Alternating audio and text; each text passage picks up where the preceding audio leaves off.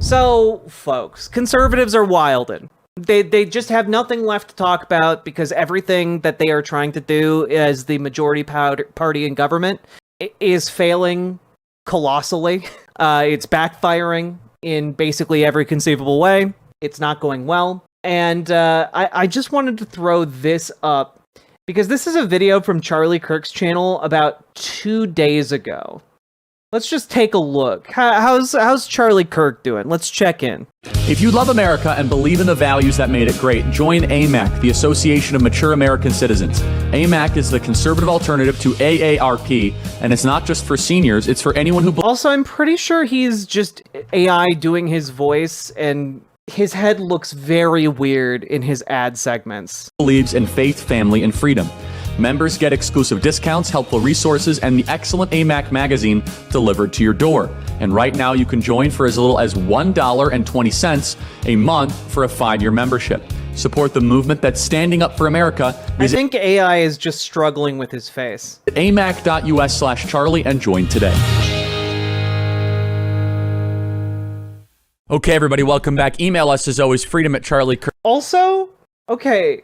So let's go a little deeper. So we see his face here, the non-AI version. I swear to God, his face, like the AI for his face, has been trained on the memes, and that his face, like his facial features are smaller on this than in real life. I went back and forth on that, like, so many times when I prepped this segment, but like it's insane. It's insane how proportioned his face is. Anyway.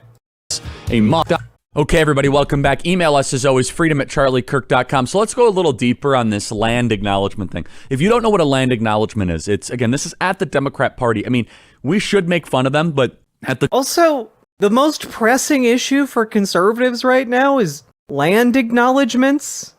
Really? That's an issue? Okay. The core of the Democrat Party is this dark, depressing energy. It's inherently nihilistic. It's so about unraveling civilization. They are an anti-civilizational force. Evidence? I pulled it out of my ass. Now, is every Democrat an anti-civilizational toxin? No, but the party itself... Can we just, like, talk for a real quick moment here about how, like, dangerous this rhetoric is? How, like, steeped in, like, the history of global atrocity this type of language is, right? When you're talking about, like, oh...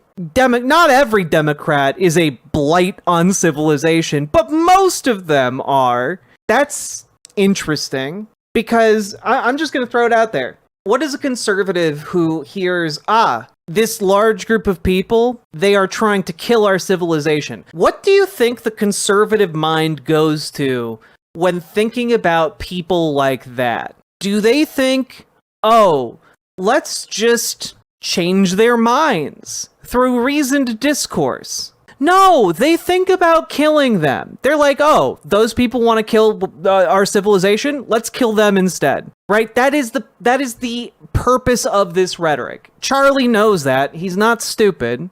And that's why he uses this rhetoric. He uses it deliberately to incite that type of violent fervor in his audience. Itself is an anti-civilizational cancer. It is a toxin. And this is why they're losing voter registration data so much, because they might not love the Republican Party. And trust me, I got a lot of problems with the Republican Party. But generally, if you look at this as a macro view, if you look at this year over year, our movement is getting better. We're getting stronger. We're getting tougher. Our voices are getting elevated. We are becoming better understanding of the issues. We're going deeper. We are talking more about family. We're talking more about Jesus. We're lifting people up more. And so overall, yes, we have our little infighting, but I actually think that little infighting at times, and I try to not engage in a lot of it, I think it makes us stronger. I think it makes us tougher. I think it makes sure that we know what we believe. We're getting better at getting out root causes. The Democrat Party is so self-loathing, depressing, anti-Western, anti-American. Citation needed. Genuinely, I would love to see some citations here. So a land acknowledgement, I don't even know where this started. Also, land acknowledgements have been around for like 20 years, 30 years. Like, I remember being a kid and hearing them. Like, it's they aren't a recent phenomenon. I don't even know what that is. Oh, maybe it's more common in areas like the one I live in. Yeah, it's basically saying like, oh, hey, before we get started, folks, this event is taking place on land previously inhabited by, such and such tribe. Like, that's it. It is acknowledging the people who came before us. That's it. It's, I think, more common in Canada, but it also happens here in Minnesota. I remember hearing this about 10 years ago. This started from the Native American community, the indigenous population, as they call it, indigenous people. As they call it, that's what they're called, Charlie. Oh, look at all these so-called Caucasians, as they call them. Like, what are you talking about? That's just the term for it. Look at all these cars, or automobiles, as they call them. Like, dude. Okay, which of course they were poorly treated many times throughout the 1800s. Yeah, and then as we all know, poor treatment of the indigenous people, prior to the 1800s, non-existent, and after the 1800s, non-existent. Yeah, as we all know, indigenous people were treated just swell after 1900 happened, And prior to that, definitely nothing bad was happening in, say, the 1700s or the 1600s. Don't Google anything about King Philip's War. Don't do that. If you want to maintain the type of ideas Charlie Kirk is putting out there. Everyone can acknowledge that. But right now, they're still in the United States of America. They have an entire part of the government dedicated to them, the Bureau of Indian Affairs. Yeah, yes. In order to provide funding and interface with the people who were pushed off of their ancestral lands, Charlie. And without a doubt, if you want to see the saddest, most depressing, one of the most just dark places in America, just go to a Native American reservation. And it's not because of the people. There's some wonderful people there. I've been to Shiprock. Why might it be then, Charlie? Why might those not be areas of large amounts of economic prosperity, Charlie? I wonder what might be the root cause of all of that, Charlie. I've been to parts of Navajo Nation. I've been to the parts right near the border. The alcoholism, the drug use, and the government dependency. Anyway. Yes, it's all because they're dependent on the government. No other context. No other context necessary. It's just government bad. So you take a step back and you have these land acknowledgments. So the DNC, the major political party in America, started their event, and the Minnesota DFL treasurer, Lindy Swamick, acknowledging the Dakota Party, saying the Dakota people who are the original stewards of the lands and waters of Minneapolis. And they are. And we still live in the system built to suppress indigenous people's cultural and spiritual history. And they do. You literally just talked about how that system oppresses those people, Charlie, which kind of also flies in the face of that thing you said earlier about how 1900 came along and the oppression and mistreatment of indigenous people ended somehow. Weird how just in this 5-minute long clip, 6-minute long clip, you are contradicting yourself constantly. Hello, I don't understand what Kirk is getting at. It says they were here first, and it's yeah, they were, right? Exactly.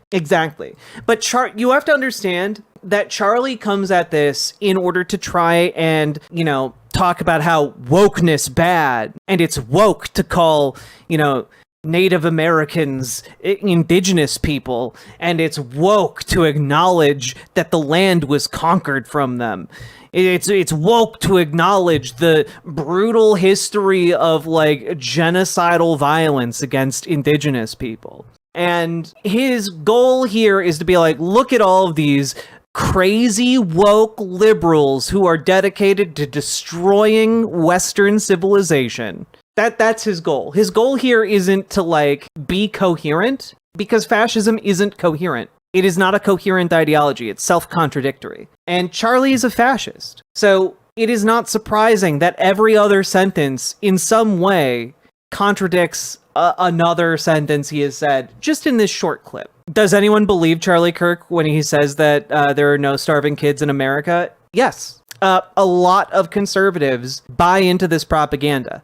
Millions, actually, buy into this propaganda. And that is largely because they keep repeating these to people who live inside of the conservative media bubble, and they just don't really learn what is actually happening, because what Republicans have been trained by their media to understand is that food insecurity to them just means, oh, they're eating Twinkies. They're using government money to eat Twinkies. And like that's what they hear, because that's what the media they consume regularly has trained them to hear. And you have to understand, a lot of conservatives are conservative because they are not, because they're not poor, right? So they don't go out there and deal with kids who are actually starving. It is not a material issue to them. Instead, it is a hypothetical issue to them. And their media just shows them, oh, poor people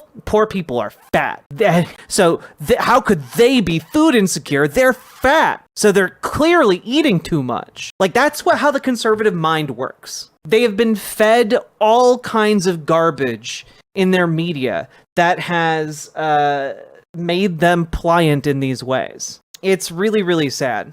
The city is named Minneapolis. Minne is Sioux for water. Yeah. There are literally monuments around the area I live to different indigenous people concepts, and like it's beautiful and wonderful.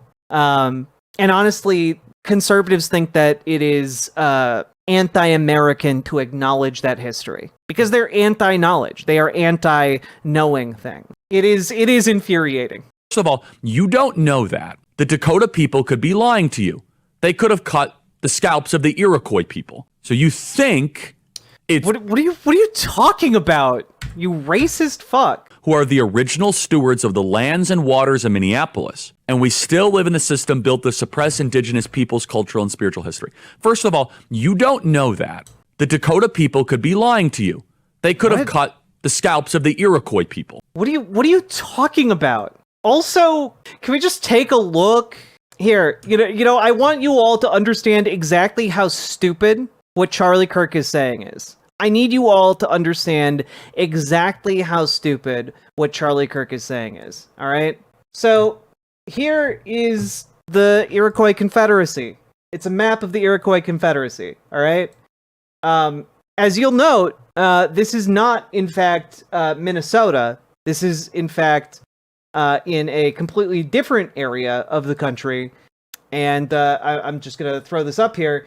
As you can tell, it's over in New York. And you can, of course, as you can see in this map, trace Iroquois influence much farther afield than the actual Iroquois Confederacy. But notice how that's still not Minnesota. That's still not Minneapolis. Weird how that works. Understand that what Charlie is saying here is just racism. Like, that's it. Like, what Charlie is saying is like, oh, you don't know that. Like, they could have scalped anyone. And it's like, no, actually. Historically, that's not the case. Now, of course, one might consider the fact that part of the reason we aren't going, oh, well, and before that, there was this group here, and before that, there was this group here, is because, our history only goes back so far. But historians do study that. They do study the movements and influences of groups, largely via anthropology and various archaeological dig sites, right? And that is how we know about different influence, like, for example, through pottery, and like the importation or export of various pottery styles to different areas. That can tell people a lot. And in fact, when we look back at civilizations that we don't really know all that much about, they are often named retroactively after the pottery style that they pioneered. What's frustrating here, especially, is that there's a very good reason why the land acknowledgement is to the Dakota, And that's because they were the ones that were displaced via manifest destiny by the United States. That's actually a really key point there in why the land acknowledgements exist. Ignorant of American politics. What is manifest destiny? Manifest destiny is the ideological block of beliefs and ideas, both secular and religious, that led to Americans' westward expansion.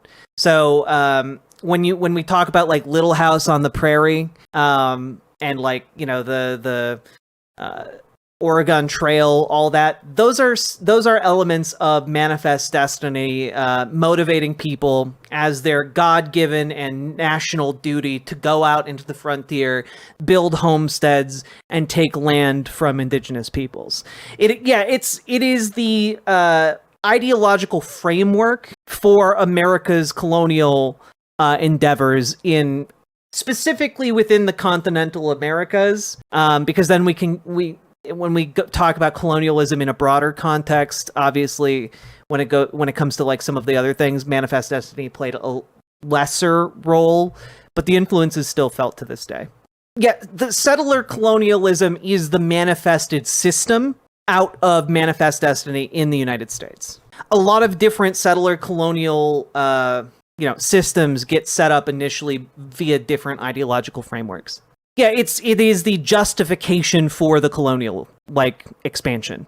It's essentially the idea that God gave Americans the continental United States, and so it is your God-given duty to go out there and claim those parts of the frontier for both the nation, for yourself, and for God. But let's continue, because Charlie's about to say some more shit. So you think it's the Dakota people? Well, actually, it's not just that we think it's the Dakota people. We know it's the Dakota people because, again, we have archaeology, we have anthropology, we also have oral histories from multiple different groups that corroborate Dakota presence in the area. It's not just, someone told you that and they might be lying, because it turns out anthropologists account for that, actually. But maybe history is just written by the victors. So first of all, you just don't... Yeah, if only there was a set of, a set of people who dedicated their lives to studying history and who are keenly aware of the fact that history is often written by the victors and have developed various frameworks to help them analyze and get closer to historical truth rather than taking at face value different historical writers. Because what's odd to me, right? What's odd to me here, and what I think is pretty important to point out here, is that Charlie Kirk, a big portion of his fascism is fueled by this Christian nationalist belief system he has, right? And what's interesting is when you start drilling down into that, a lot of the apologia in the circles that Charlie Kirk tries to run in is dedicated to the fact that, the Greeks wrote about Christians. The X group wrote about blah, X group, and a different group wrote about blah. And it's what if those people were lying, Charlie? And Charlie just doesn't really have an answer for that. Charlie Kirk just is that'd be silly. Why would they lie? And kind of in the same way, just he believes one set of historical texts, but not the other, even when the other is corroborated in a variety of different ways by academics. But that's because he doesn't believe academics, and he doesn't believe people who are non-white, who don't serve his ideological cause. It really does kind of break down like that. No, and this idea that all the indigenous Native American people were super peaceful before we came here, it's called scalping for a reason. In fact, one of the most violent quasi-genocidal events ever recorded in archaeological history was in the southwestern United States. These tribes fought all the time. You see, Now, what's really interesting here is how Charlie talks around the fact that, America did a much larger, an exponentially larger genocide. Because yeah, it's true. Indigenous tribes would fight sometimes. That did happen. There's a tradition that goes back around combat in the Americas for a very, very long time. There are archaeological finds indicating combat on large scales. That's kind of a thing that humans do all the time. And one of the things that I find fascinating is that he's like, look, we found archaeological evidence that a couple thousand years ago, a genocide or maybe a quasi-genocide happened.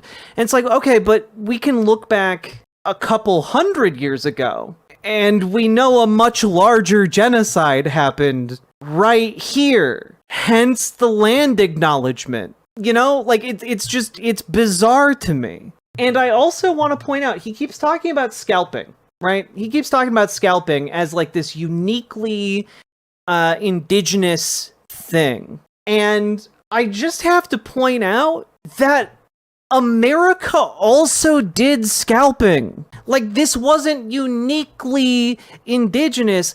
Europeans were also doing scalping at that time. In the early colonies, there were bounties on indigenous scalps. And initially, it started out that there were bounties on literal heads. You had to behead an indigenous person in order to get the bounty. And that just turned out to be too much work, so they changed it over to scalps. Just real interesting here. Officials in the English colonies of Connecticut and Massachusetts offered bounties for the heads of killed Indians and later for just their scalps during the Pequot War. And that starts in, 1637. But like, it really hits new all-time highs, because it turns out other colonies beyond just the English colonies got in on this. We got New France, we got the Dutch, we got all kinds of different groups doing the scalping. And I just want to throw down here, Hannah Dustin killed 10 of her Abenaki captors during her nighttime escape and presented their 10 scalps to the Massachusetts General Court and was rewarded with bounties for 2 men, 2 women, and 6 children. And I just want to throw out there, like, her nighttime escape involved her taking the time to cut the scalps off of 6 indigenous children. Also, just throwing this out there, there were 6 colonial wars with New England and the Iroquois Confederacy fighting New France and the Wabanaki Confederacy over a 75-year period, starting with King William's War in 1688. All sides scalped victims, including non-combatants, during this frontier warfare. Bounty prices originally intended for only for Native American scalps were extended to enemy colonists. This was official policy in the American colonies. This wasn't just like, oh, the brutal indigenous people were doing the scalping. No! Everyone was. From the second like the colonizers arrived, they were doing this on a systematic and widespread level. Also, and I'm going to throw this out there, part of the reason scalping proliferated in the early colonial period is because of the systemized nature of scalping from the colonies. Like, when we look at for example, the American Revolutionary War here. British Indian Department official Henry Hamilton was nicknamed the Hair Buyer General by American patriots as they believed he encouraged and paid British allied natives to scalp Americans. Both the British and the American forces during the Revolutionary War scalped each other. Also, by the way, this continued well through the Revolutionary War. There are numerous accounts of Confederate soldiers scalping Union soldiers. This is just a thing that Americans have done. It is not uniquely indigenous, as Charlie is trying to allege. There's this mythology that has come into our discourse, which is it's the white man that made everyone super violent. No, human beings are violent, but some systems encourage more violence than others. And one system that I would say encourages more violence than practically any other system is settler colonialism. That it has with its intent ethnic cleansing, if not outright elimination. Hence why we have so many different examples throughout U.S. history of mass dislocations of indigenous people, like the Trail of Tears. Like, Charlie even takes the time to talk about how reservations are still so, like, oppressed because of too much government. And, like, yeah, because the settler colonialism is still ongoing. Like, indigenous people are still, like, putting up with being displaced by American-backed companies. Early human history is violence. Not just violence, but horrific torture. Civilization is why you can have a nice life. It is civilization that tamed humans, gave you antibiotics, gave you... Hey, fun fact, Charlie, who gave us a lot of early antibiotics as well as syringe needles? Just out of curiosity, I wonder who gave us the basic building blocks of American murders and domestic medicine. Violence. Ergo, we should nuke the nation. This logic applied to white Americans. Ay, know me, Sunrider, indeed. Thank you for the $5 super chat. It's so frustrating. Elevators, gave you stoplights, gave you air conditioning, gave you surgery, gave you the ability to, if you have a headache. Gave you surgery, huh? That's so interesting. Just throwing this out there. Who invented medical needles? Let's see. In 1853, a Scottish doctor named Alexander Wood was credited for creating the first hypodermic syringe, but a much earlier tool existed. Before colonization, indigenous peoples had created a method using a sharpened, hollowed-out bird bone connected to an animal bladder that could hold and inject fluids into the body. These earliest syringes were used to do everything from injecting medicine to irrigating wounds. These tools were also used to clean ears and serve as enemas. Also, I'm gonna take an Advil. And also, hey, guess what? I'm gonna fucking lose it, chat. I'm gonna fucking lose it. Indigenous people had the foundational building blocks of aspirin, you dumb fuck. Oh, you have a headache? Boy, it sure would be nice if someone in the United States could have some kind of remedy. If only that remedy grew on trees. Oh wait, it did, and indigenous people knew about it. It was fucking willow bark. The thing they make aspirin out of, Charlie. God damn it. Also gave you the rule of law, separation of powers. They had law. They had legal systems, Charlie. Consent of the governed. Hey, Charlie, just out of curiosity, where did the founding fathers take some of their inspiration from when it came to writing the goddamn Constitution of the United States of America? Where did they get the idea of a kind of united federation of states? I wonder. Oh, that's right. It was the Iroquois Confederacy. It's not a secret. I've written about a lot. The Iroquois Confederacy, founded by the Great Peacemaker in 1142, is the oldest living participatory democracy on Earth. In 1988, the U.S. Senate paid tribute with a resolution that said the confederation of the original 13 colonies into one republic was influenced by the political system developed by the Iroquois Confederacy, as were many of the democratic principles which were incorporated into the Constitution itself. And that was in 1988. In 1988, our Congress recognized that. The people of the Iroquois Confederacy, also known as the Six Nations, refer to themselves as the Haudenosaunee. I'm probably not saying that right. My apologies.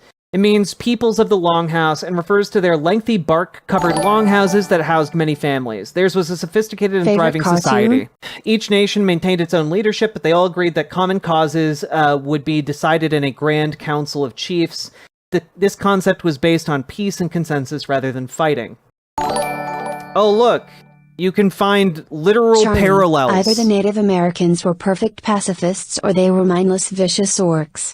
Hey, Charlie, there's a secret third option. They were people. Indeed, Nomi Sunrider, and thank you for the $10 super chat. But yeah, look, there are specific parallels, like restricting members from holding more than one office in the Confederacy, outlines processes to remove leaders within the Confederacy, designates two branches of legislature with procedures for passing laws. I thought separation of powers was from the United States, Charlie. Weird how that happened earlier from something that predated the United States by a good 600 years. Crazy. Delineates who has the power to declare war, creates a balance of power between the Iroquois Confederacy and individual tribes. So strange. In 1744, the Onondaga leader Kanasatego gave a speech during the contentious 13 colonies, urging the 13 colonies to unite, as the Iroquois had at the signing of the Treaty of Lancaster. This cultural exchange inspired the English colonist Benjamin Franklin to print Kanasatego's speech. We heartily commend union and a good agreement between you, our brethren, Kanasatego said. Never disagree, but preserve a strict friendship for one another, and thereby you, as well as we, will become the stronger. Our wise forefathers established union and amity between the 5 nations. This has made us formidable. This has given us great weight and authority with our neighboring nations. We are a powerful confederacy, and by observing the same methods our wise forefathers have taken... Everyone knows how woke the founding fathers were. Counting black folks as over half a person. Classic day.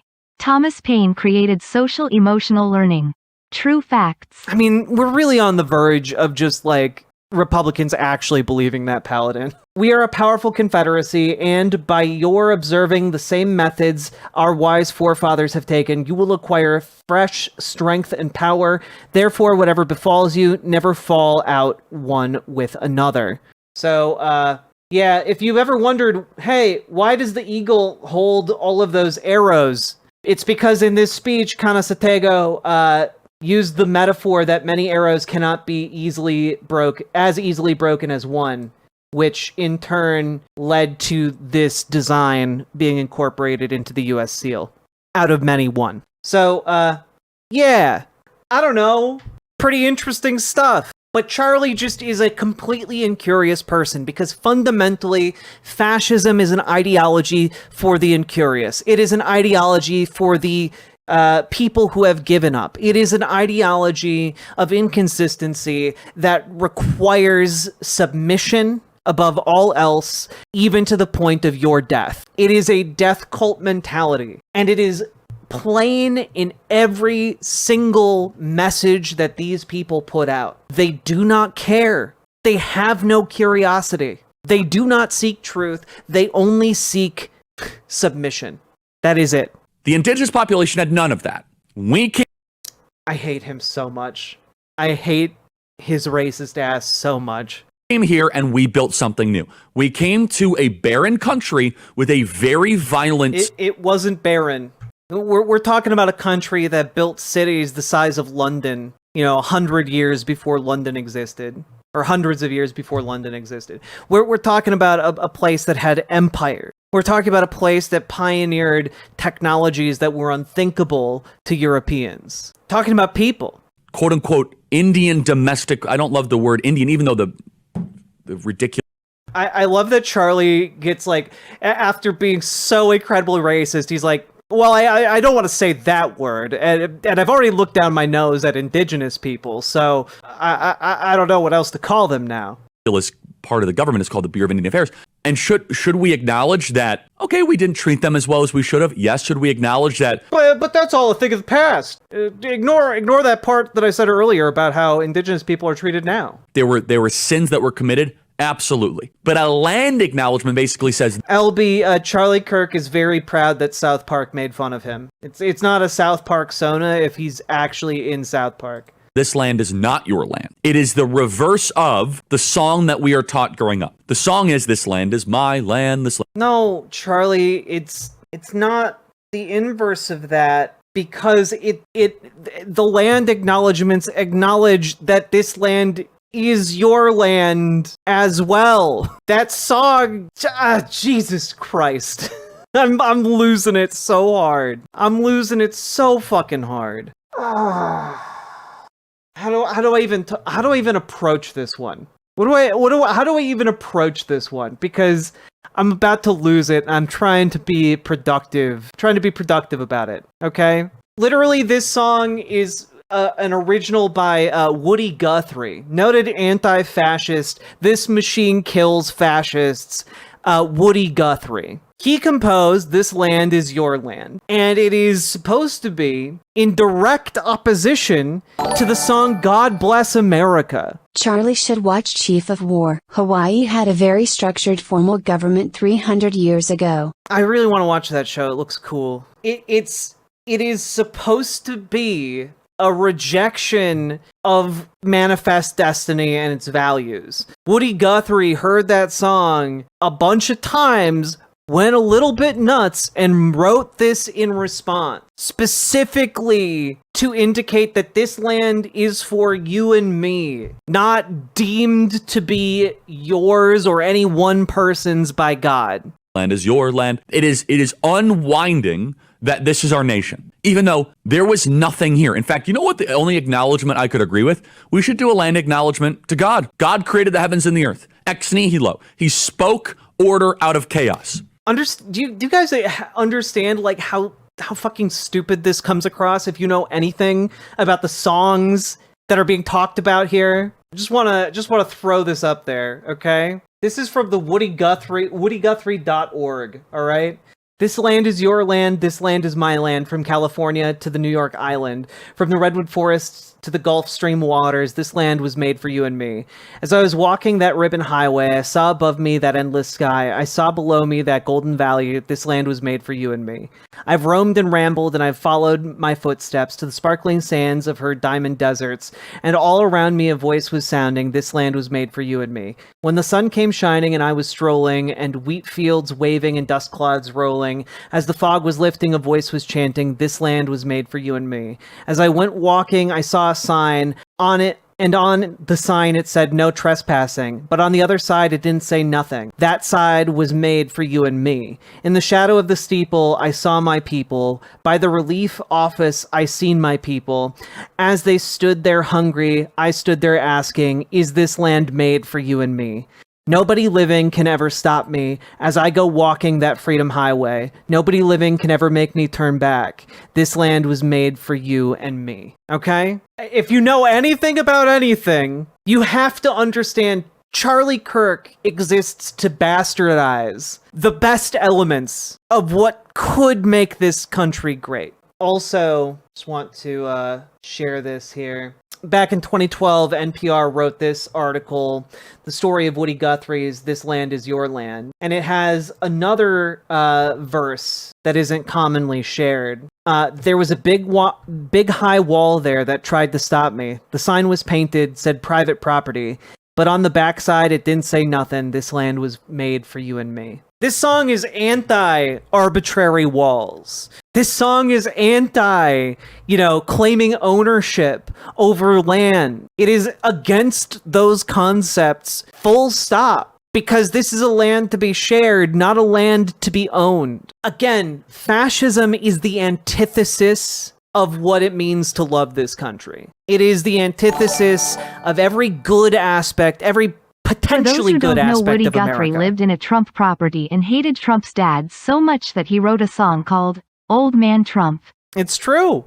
It's true. It's honestly shocking that more people don't know this. Let's see. I think we got this. They seek submission for they themselves are submissive. They want everyone to live in fear because it is the only way they know how to live. They are cowards demanding the crowns of kings. It's true.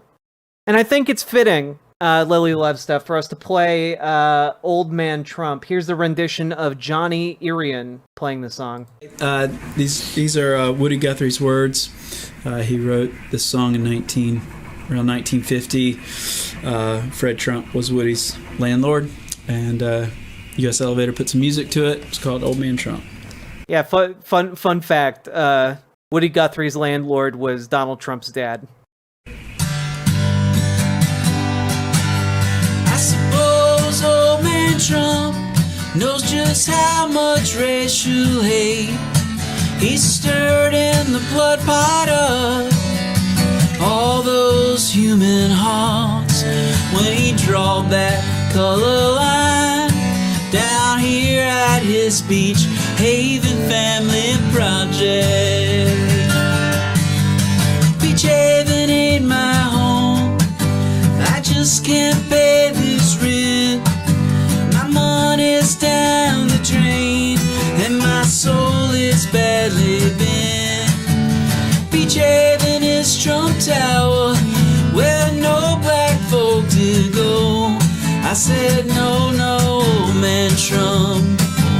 Beach Haven ain't my home. I'm yelling out a welcome to you and your man both, welcoming you to live here at Beach Haven, to love in any way you please, and have some kind of decent place to raise your kids up in. Beach Haven ain't my home, I just can't pay this rent. My money's down the drain and my soul is badly bent. Beach Haven ain't my home, I just can't pay this rent. My money's down the drain and my soul is badly bent. Beach Haven is Trump Tower, where no black folk could go. I said no, no, man, Trump. Beach Haven ain't my home. Oh no, no, man, Trump. Beach Haven ain't my home. Take it away, Brian.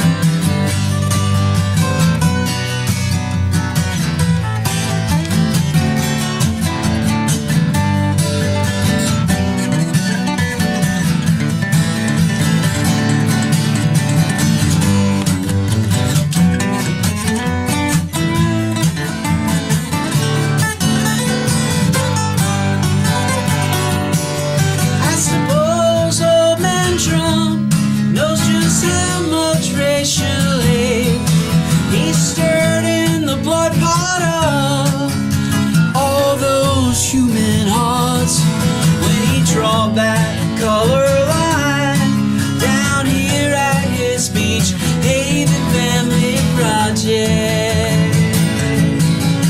Beach Haven ain't my home, I just can't pay this rent. My money's down the drain and my soul is badly bent.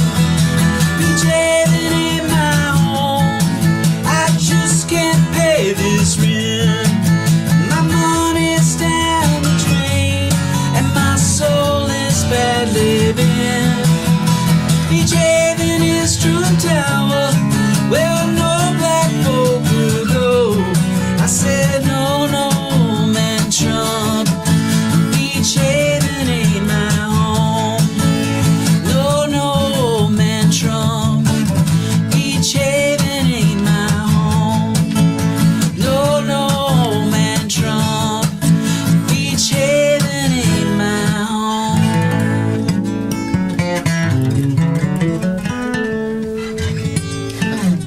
That was so sick. I linked it in all of the chats. Please, like go and like support that artist. Johnny Irion. Just what a lovely rendition. Wait, Jack, you're saying this Woody Guthrie guy who wrote and sang songs such as All You Fascists Bound to Lose and Tear the Fascists Down was a woke leftist? Yeah, it turns out kind of a woke guy. Not a huge fan of capitalists who wanted to discriminate and enslave his fellow countrymen. Not a huge fan. Go woke, get broke. I mean, become famous for generations. Yeah, exactly. Yeah, Jesse Wells does great music as well. Making a lot of new stuff. Yeah, there are also stories of Fred Trump being arrested at in connection with the KKK. So it's not that far out there. Anyway, we haven't finished this 6-minute long Charlie Kirk video yet. Land acknowledgements are more than just cringe. People say, oh, they're just performative. It's a lot darker than that, everybody. It is a mind conditioning tool. It is a prerequisite. It is a harbinger. It's a canary in the coal mine for what they call an anti-colonizational event. These are the people that won't go to church, but they'll chant indigenous pagan incantations. I'm sorry. What are you talking about? Does he know what those words are? I don't think so. You see, in the mind of Charlie Kirk, Christians own the earth. And if you aren't a Christian, you must be exterminated. He views anyone who is outside of the white Christian, orthodoxy to be essentially expendable.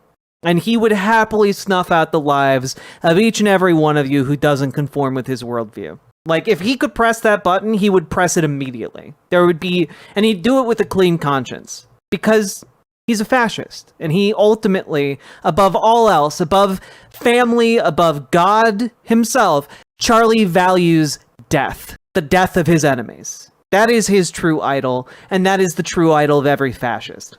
That's it. Full stop. Riverboat deck is coming to town. All the viewers gather round. Twitch and YouTube and swishy streams. All that content is bursting the scenes. Politics, gaming, and plenty more. Your sense of fashion you'll adore. So grab your stuff and hop aboard. We're going straight to Jack's Discord.